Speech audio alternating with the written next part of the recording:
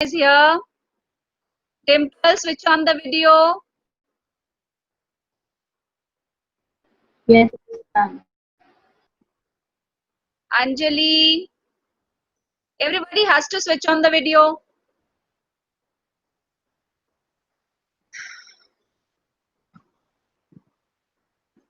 What happened, Dimple? Are you rushing to wear your uniform? No, ma'am. Then switch We it have on, to beta. wear, ma'am. Switch it on, beta. Ma'am, we have to wear. No, if you are not, also, yes, you have to. Because when you are attending the class and the digital school is going on, so you need to just see. Ideal student is here, Priyash, with shirt and tie and everything. Yes, ma'am. I can see. Yeah, all of you, please switch on the video so that we can start with the class. Only 9. Yes, good, good, Dimple, very good. And no need to switch off the video now. But hardly 5 students. Where the rest of them have gone? We need to wait for 2 more minutes.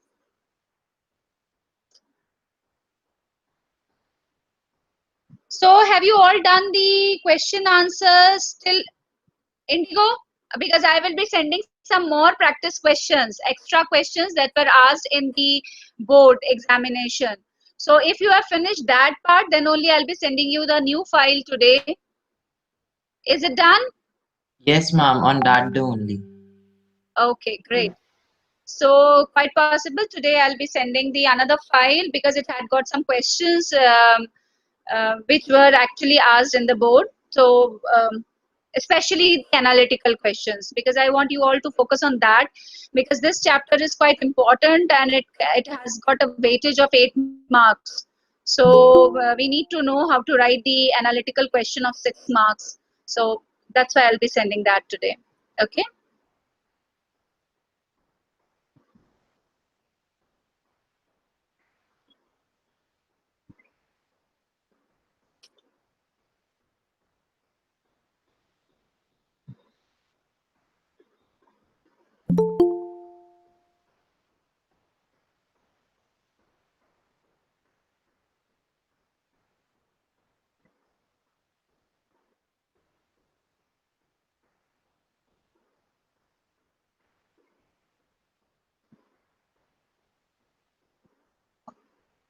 All the commerce students are here today, not even a single science student. Ma'am, I am a science student. Ha, oh yeah, Vishaka, right, right. I'm sorry.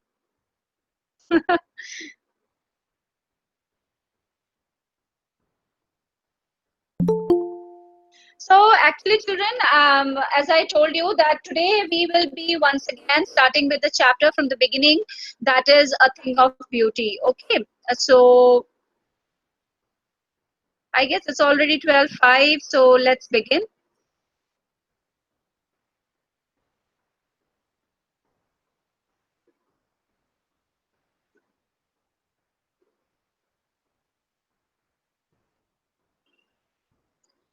So today, students, we are going to start with the famous poetry, or I can say one of the most beautiful piece of poetry that is given in our textbook, that is A Thing of Beauty, which is written by John Keats. Basically, this poetry in itself is not an independent poetry.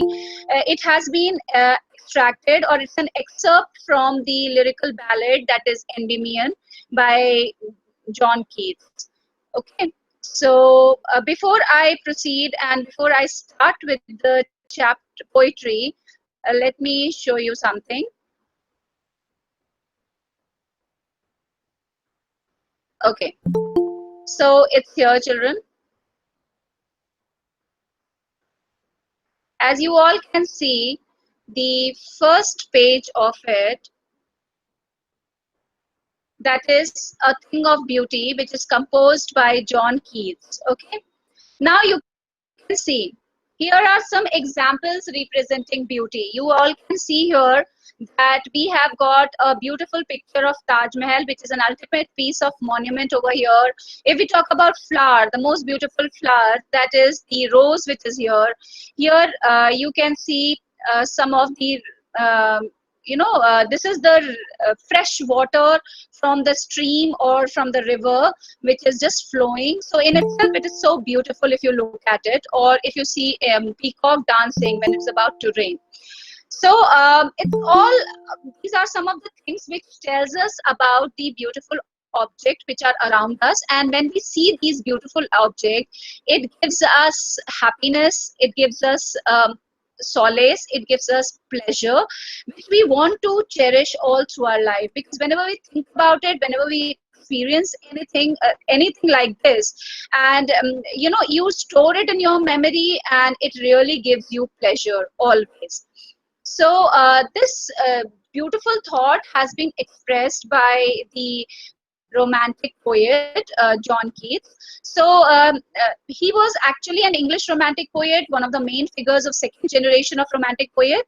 And let me tell you, children, that he was born on 31st October 1795 and left for heavenly abode on 23 February 1821. So his lifespan had been very short. It was not so big, it was not so long, but still whatever he has done, actually all the work has been so remarkable that still people are exploring lot many things which are there in his poetries, because whatever he has written, those things were written with deep insight. So people are still trying to find it out. Now, if we talk about the poetic traits in John Keats, which make him so different from the other poets, he was the one who was the admirer of the beauty. And while we'll be reading the lines of his poetries and all, we'll get to know that how beautifully he has admired the beauty, beauty.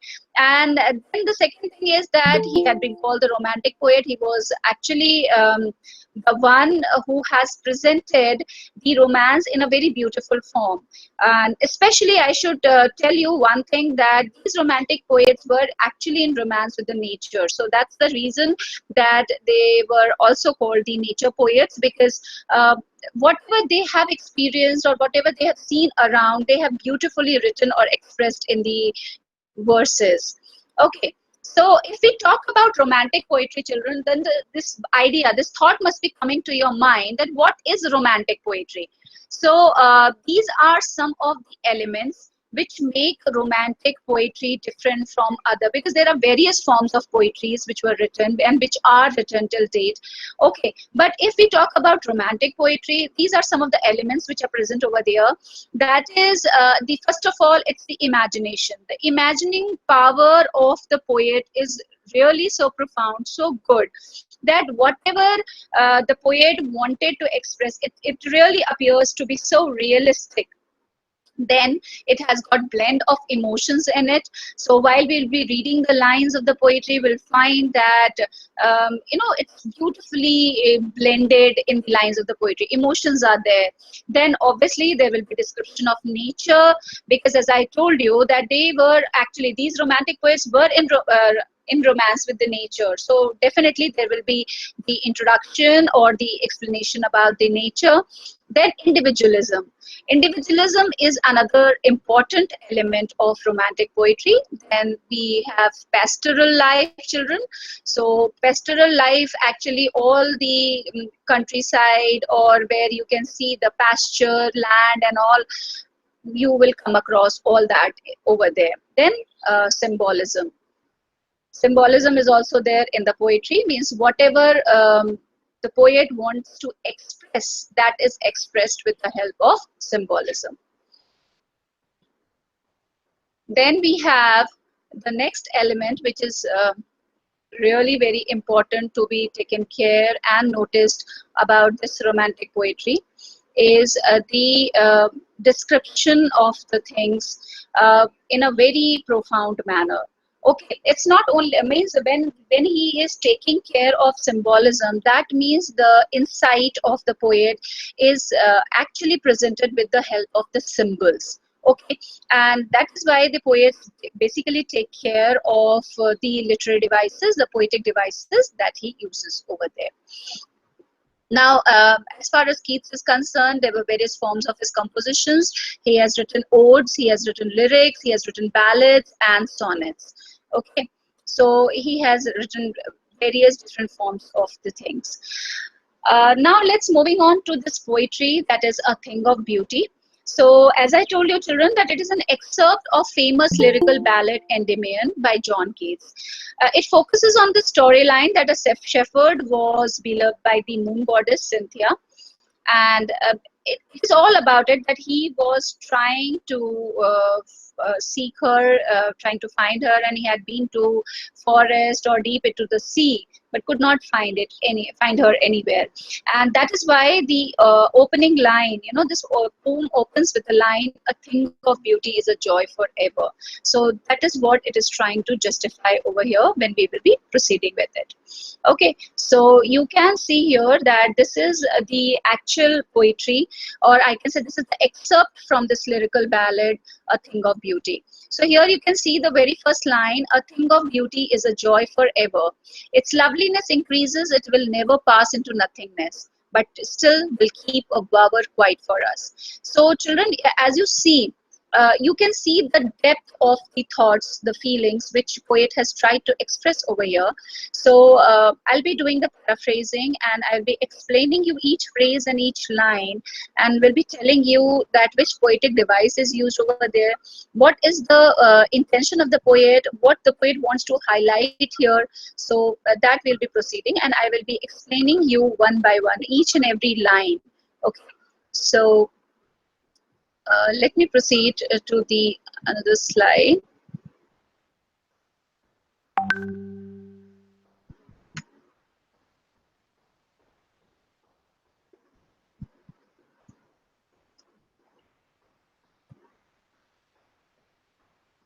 Okay, so before I start with the paraphrasing, children, I just want to ask one simple question from you, that if I'll ask you this question, that how a thing of beauty is a joy forever, will you be able to answer? What is a beautiful object to you, or what according to you is a beautiful object, and how does it gives you joy? Can anybody? May I? Yes. Ma'am, suppose like that you give an example of rose. So Okay. if a person likes rose and he just intentionally likes it so much, so uh, it helps to make him joyful, because whenever he is in stress or any tension, whenever intention and sees to his beautiful thing that he likes so much in the world, so his Yeah. stress goes away and he went into a world of joy. So Yeah. yes, Perfect, ma'am. perfect. So somewhere, yes, you are very right. You are correct over here. That we know whatever has given you pleasure once, wherever, whichever thing you have come across, obviously it removes your stress, and it removes all your anxieties and all your worries, and somewhere relaxes your mind and eases you. Right. So yes, you have actually expressed very beautifully that if you think about the rose or the roses, or if you ever experienced any rose garden and all, if you think about its beauty, it will definitely revive you. That's nice. That's nice. Anybody else who want to add on anything over here related to it? How, if you want to justify this thing, that how a beautiful object is a joy forever? Anyone? Yes, ma'am. I Yes, Dimple. Yes, Dimple. ma'am, it's never fade, ma'am. That it never fades, and that picture got on our mind, and when we think about it, we feel joyful.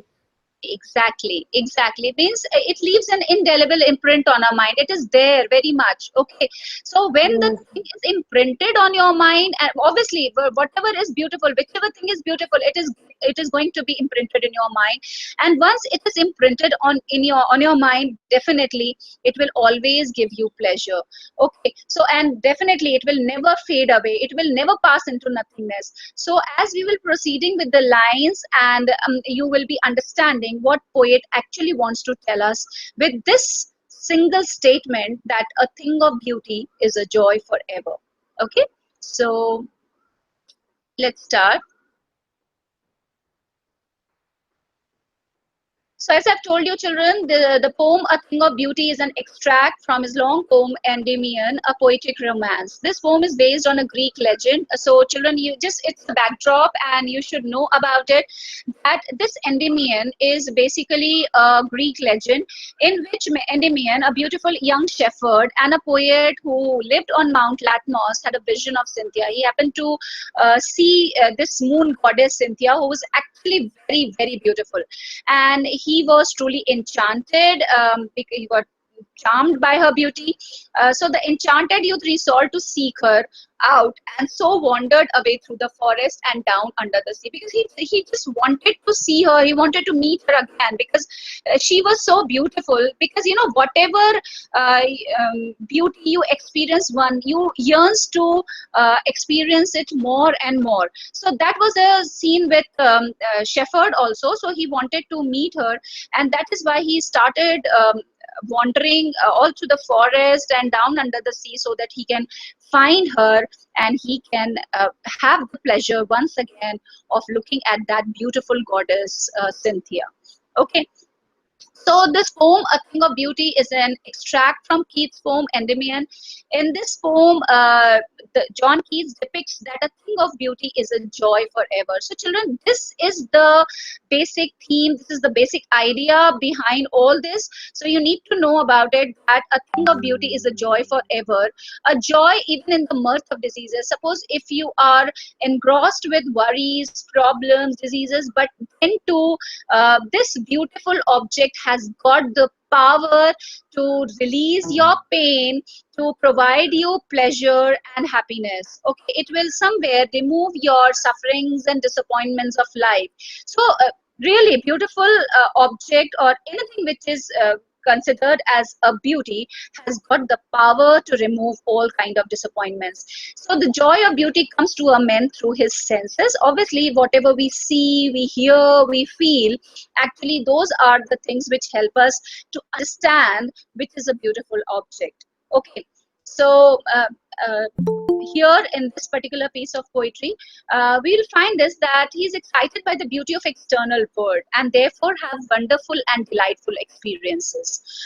If we look around ourselves and if we see that there are trees, there are green trees, big trees, young or old one, or if we talk about flowers, whether there are roses or daffodils, or the stream which is just flowing down through the hills, the clear water of these streams or rills, sun or moon, these are all the objects of beauty.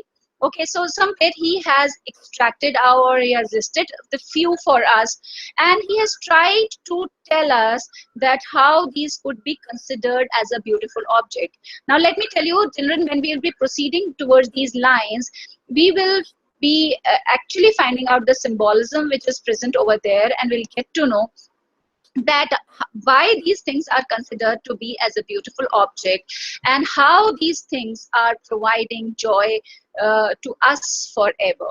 Okay, so let us begin with the first line of the first stanza, that is, a thing of beauty is a joy forever. So as I told you, that a beautiful object, any beautiful object which is there on earth, which you have experienced, is something which is going to provide you joy. And joy forever, children, means this joy is eternal, it is everlasting, it is not going to end anyways. Okay, so whatever you consider to be a beautiful object, or whichever object if you have experienced and found it beautiful, that is really eternal, and actually it is going to provide you or help you to experience this everlasting joy. It leaves an indelible imprint, means the print which can never be erased away from our mind. Okay, so it leaves an indelible print on our mind, and we relive the joyful experiences when we think about it. So obviously when it is imprinted on your mind, obviously this corner of your brain or this mind is something which is going to provide you pleasure always. So if suppose you are dejected or somewhere you are feel that you are engrossed with lot of difficulties or problem, and you happen to sit and think about any of the beautiful object which you have experienced in the past, somewhere you at that particular moment you'll feel that your stress is relieved.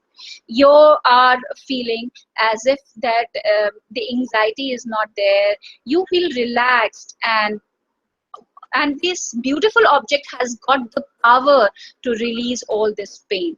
Okay, its loveliness increases. So this beautiful object which you have experienced once in your life, which is stored in your memory, as the time passes, its loveliness keep on increasing. Okay, so the poet means to say that the joy multiplies with every beautiful thought. Means as many times you think about the joy related to it is going to multiply. Okay, the loveliness of a beautiful thing increases manyfold each time they think about it. As I told you previously also, that suppose you have experienced a very good moment, during your childhood, and that is stored in your memory. You had a great time at the seaside, or you have enjoyed a picnic over there or something like that. And once you grow old and you think about it, then too you will feel a bliss, you'll feel happiness, and as the time passes by, it keeps on, its loveliness will keep on increasing. It will start appearing to be more and more beautiful to you. It will never pass into nothingness, means it will never fade away from your mind, it will never fade away from your memory. The joy a beautiful thing provides is eternal, it's everlasting. And that's what it is said to us, that as it has left an indelible imprint of our mind, that is why it can never fade away from our memory. It will be there as it is. Okay, so the charm or loveliness which is increasing day by day, we know that as it is increasing day by day, obviously it will not disappear, it will not vanish away from our mind. Okay, so that's why he says that it will never pass into nothingness, means it will never disappear, it will never vanish away from our mind, from anyone's mind. Okay, if you have experienced any beautiful object ever, but will keep a bower quiet for us. Now, children, you can note down the meaning of this word bower over here. Bower means a shady place. Okay, a shady place under a tree or something like that. So now you have to assume this thing because the poet has tried to bring out the symbolism over here, that but will keep a bower means this beautiful object is just like a bower, it's just like a shade under a tree. Okay, the poet feels that the thing of beauty can never fade into nothingness, as I told you, and it will store for us a quiet bower, means it will be there in our mind, which will be providing not only the sweet memories, sweet thoughts about it, or beautiful thoughts about it, but more or less it acts like a bower. It acts like a shade for all of us. You know what does the shade work? Actually, the shade is there to give you relaxation or relief from the scorching heat. It means if you are traveling in a desert, or if you are traveling under the scorching heat of sun, and if you happen to find a tree, and if you go under a tree and you stand there, you feel of ultimate relaxation or relief over there. In the same manner, if you are engrossed with a lot of worries, disappointments, problems, pain, suffering, or diseases, and if you go if you go and seek shelter amidst this beautiful object, if you think about it, somewhere you will feel relaxed and relieved. So beauty will provide us with peaceful and serene experience. We will be quite at peace, we will be serene at that time, and pleasant in the shade under a tree means this is means we will feel pleased, we will feel pleasant when we are standing under the shade of a tree, and a sleep full of sweet dreams and health and quiet breathing. Now you need to understand this thing separately. Suppose if anybody who has worked a lot, done a laborious task, or had been really tortured, or somewhere very much tired, or thing like that, and happens to go and sleep under that tree, he will get a very sound sleep. He'll have sweet dreams. His health would be fine. He will be, breathing peacefully at that time. So, how these things will come out, these things will actually happen with the help of the memory which you have stored related to the beautiful object. So, he says that the joy beauty gives us is akin to the joy of blissful sleep, full of pleasant dreams, because once you have experienced this joy, which is related to the beautiful, means the joy which you have sought after experiencing the beautiful object, definitely you will be experiencing the joy of a blissful sleep. That would be a sound sleep. And once you'll have a good relaxing sound sleep, you will definitely have sweet dreams as well. So beautiful sight acts like nutrition for relaxing us. Okay, it is somewhere a nourishment to our mind. It somewhere rejuvenates our mind. It somewhere it revitalizes our mind and keeps it afresh. And when we experience these beautiful objects or beautiful sights, it has got the power to drive away all the anxiety, restlessness, and aggression which is there in our mind. So ultimately we will feel that we are getting solace, we are peaceful. So when we will be enjoying it, only when we are experiencing the beautiful object. I hope students up till here it is clear to all of you, because then we will be moving to the next stanza. Is it clear, Yes, children? yes, ma'am. Yes, Okay. ma'am. Yes, Okay. ma'am. So now next, it's the second stanza over here. That is, therefore, on every morrow, are we reading a flowery, uh, are we reading a flowery band to bind us to the earth? Now, children, understand the meaning separately. Therefore, on every morrow, every next day, every morning that is coming to our life, are we reading, are we creating a flowery band, are we making a flowery band to bind us? Bind us means to connect us, okay, to connect us to the earth. Because once you feel that you have experienced all the beautiful object which is there present in the nature, so you will feel that you are directly or indirectly connected or binded to the earth. So you start loving your life more, and you start liking all these things. So life on earth would be a pain without beauty around us, means it would be really difficult for us to lead a life on earth, because these beautiful objects are the one which actually simplifies our life, which actually helps us in leading a life peacefully. So yes, this is an essential element for everybody. So that's why we should actually store this thing in our memory, in our mind, all the beautiful object. The poet feels that every morning we weave a wreath of flowers. We weave a wreath of flowers which bind us to the earth and make us live our life. So let me tell you, children, that if we considered every beautiful object as one single flower, as a one separate flower, and if you start reading it, if you start putting it into the thread and creating a wreath out of it or garland out of it, you will feel as if you are somewhere very much blessed to have so many beautiful objects around you, and that will help you to make your life worthwhile.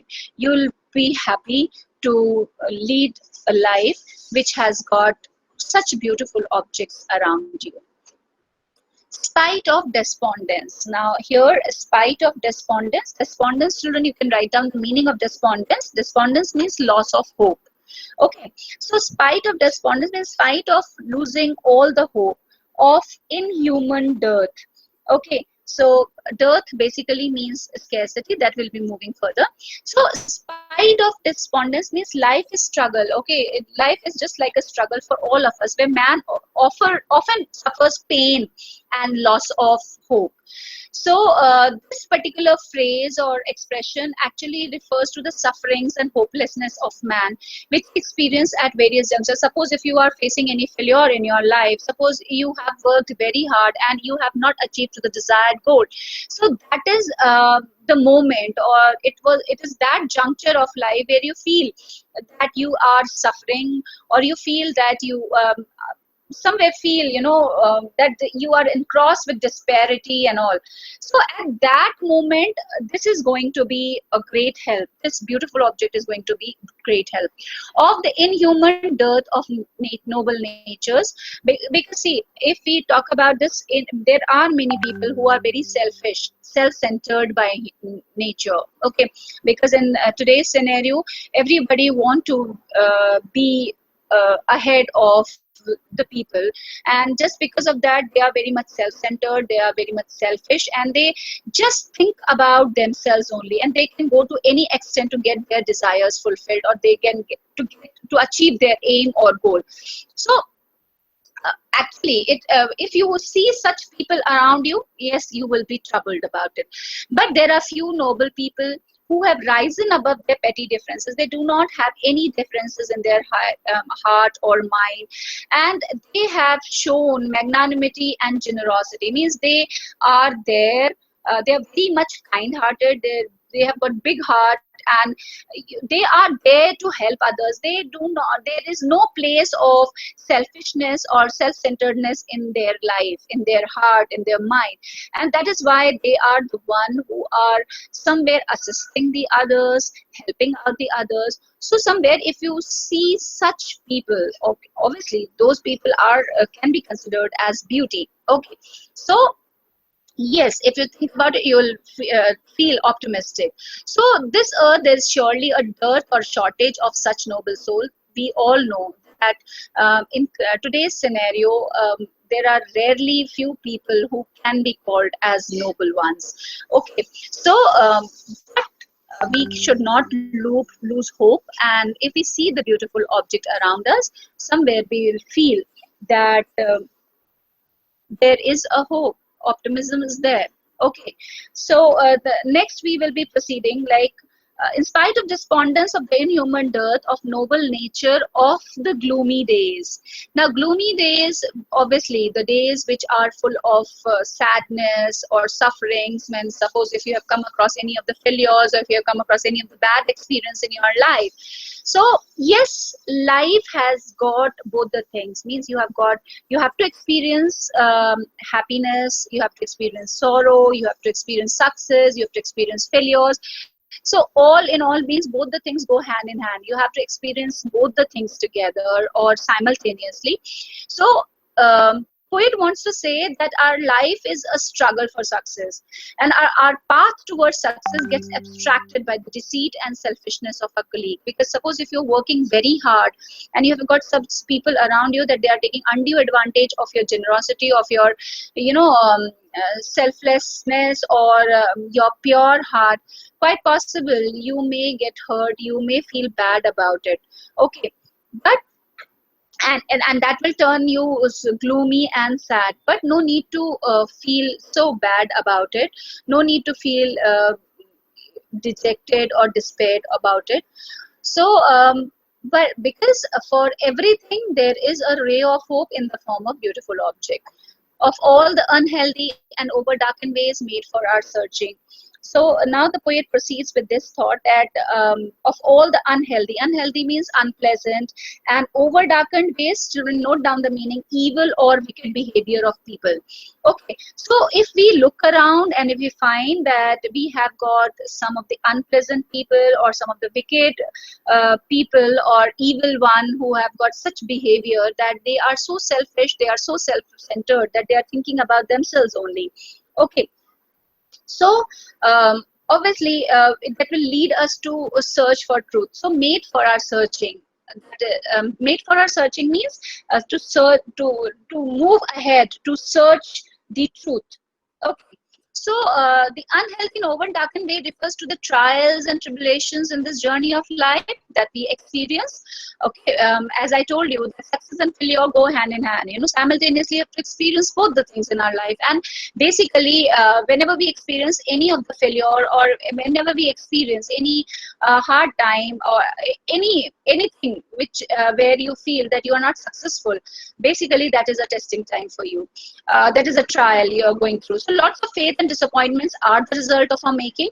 Okay, so beautiful things make life worthwhile as they lift the veil of gloom. So beautiful object has got the power of lifting the veil of gloom, sadness, sorrow, and that is the thing which is actually helping us to move ahead on the path of optimism and hope. Because when you look at the beautiful object, you'll feel that no, it's not that only the wicked or the people who are around us. There is beauty around us. There is something which is going to give us pleasure and happiness. So once you seek pleasure amidst this beautiful object, obviously this pessimism which you have somewhere developed in your heart because of this overdarkened ways and all, this pessimism will start transforming into optimism and hope. Okay, now let's move to the stanza 3, that is, yes, in spite of all, yes, in spite of all, some shape of beauty moves away the pall. So in spite of all these things, means in spite of all this success, failure, disappointments, deceitfulness, trials, tribulations, if we talk about all these things, whatever we have experienced in our life, still we should understand the gravity of the thing, that the beautiful object removes all the thick clouds of sadness. Okay, so in spite of all means the expression refers to all the pessimistic and the negative thought that obstructs our way to happiness, means somewhere that obstructs and somewhere that is just like a hurdle, and that is not actually letting us experience the happiness or letting us enjoy the life. So in spite of feeling of hopelessness and gloom, we are able to find our happiness in the beautiful objects of nature. Okay, so some shape of beauty moves away the pall from a dark spirit. So pall basically means thick cloud of sadness. So beauty in any shape or form that actually has got the power to drive away the sadness and disparity from our life. Okay, so beauty gives joy and happiness to the human heart and takes away sadness and gloom. Now, from here, the poet has started giving us some examples which are related to some beautiful object. These are examples, and we can just try to understand this, that what is the symbolism inert in it, and what is the thought behind this, why poet has used such examples over here to justify the statement that the thing of beauty is a joy forever. And these are some of the listed beautiful things. So he says that such the sun, the moon, trees old and young. So he has started listing, or he had listed some of the beautiful objects, I can say. So he says that simple objects of nature show beauty at its best. So if we talk about sun, sun is the thing that is somewhere gives a message that after every dark night there is possibly light, there is morning. Okay, so sun has got the power to emit the darkness. So yes, that is leading to optimism, and this golden sun, it spreads the light on this planet, and that is the essence of everybody's life. So he says that the sun is so beautiful. If we talk about the moon, so take it this way, that moon is said to be very peaceful, very calm, very subtle, and in contrast at the night when there is dark sky, when this moon shines, it looks so beautiful at that time. And it gives us a message to be contented, to be calm and composed. So yes, it is beautiful.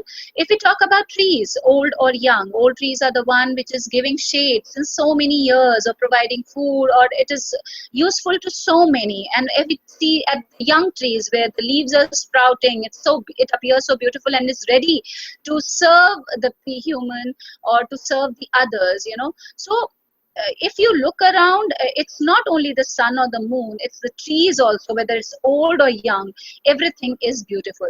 So we can appreciate, only when we'll experience, when we'll see the beauty, then only we'll be able to appreciate it. Okay, and the beauty actually is in a very serene form. Okay, and that actually provides us the elixir. It is just like the elixir of life. It's just like, Amrit for all of us. Because it has got the power of providing us the solace, the peace, and removing away all the worries and all. Trees old and young sprouting a shady boon. So he says that it is giving a shady boon to all of us. Boon basically means blessing.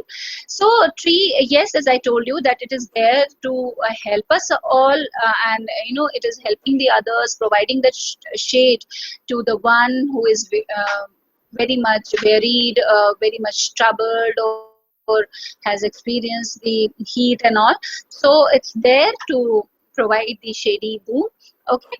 uh, and actually it's a symbol of protection. So trees protect us from heat, intensive light of sun, rain, so they bless us with shade. So it's just like the shade of a tree is just like a blessing to all of us.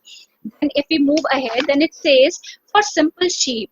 Now children, let me tell you, this sheep is a symbol of divinity.